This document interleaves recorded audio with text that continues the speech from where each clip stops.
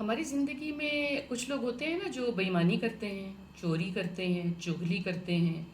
تو ایسا نہیں ہے کہ اس کا پتہ نہیں لگتا۔ جیسے کہ بچوں کے لیے تو یہ بات مشہور ہے نا کہ ان کو پوچھو کہ چاکلیٹ کھایا ہے، اور منہ میں چاکلیٹ ہوتا ہے تو وہ اوپر ہاتھ رکھ لیتے ہیں اور کہتے ہیں نہیں کھایا۔ تو ان کا خیال ہوتا ہے کہ یہ ان کو ماں کو نہیں پتہ لگ رہا کہ اس نے چاکلیٹ کھایا ہے۔ ہماری زندگیاں بھی ایسی ہیں۔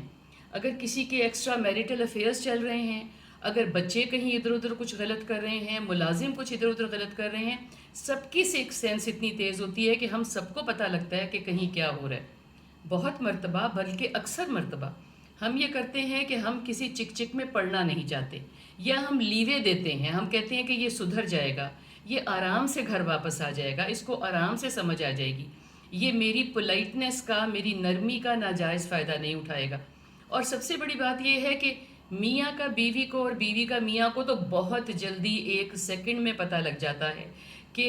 موڈ کا اتار چڑھاؤ، یا بات کرنے کا طریقہ، یا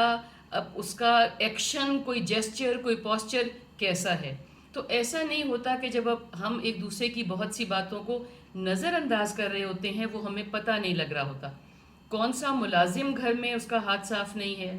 کون سا بچہ جو ہے وہ کیا کر رہا ہے اور وہ سمجھ رہا ہے کہ ہمیں سمجھ نہیں آ رہا، فون پہ پاسورڈ ہے، کمپیوٹر پہ پاسورڈ ہے، کہا میں سونے چلا گیا ہوں تو پتہ لگا کہ ہلکی سی وہاں بتی چل رہی ہے، وغیرہ وغیرہ۔ بہت سی چیزیں ہیں نا ہماری زندگی میں۔ تو ایسا نہیں ہے کہ کوئی بےایمانی کر رہا ہے، کوئی آپ کے پیٹھ کے پیچھے کچھ کر رہا ہے تو وہ نظر نہیں آتا، وہ سمجھ نہیں آتا۔ بہت مرتبہ جو وائبز ہمیں آ رہی ہوتی ہیں، جو بات سمجھ میں آ رہی ہوتی ہے، اس کو ہم سمجھ کئی دفعہ نہیں پاتے، اور کئی دفعہ جان کے آنکھیں بند کر لیتے ہیں کہ شاید یہ بات دب جائے گی، اور اسی وجہ سے اگلے کو لگتا ہے کہ ہمیں سمجھ نہیں آ رہی، ہمیں سب کو سمجھ آ رہی ہوتی ہے۔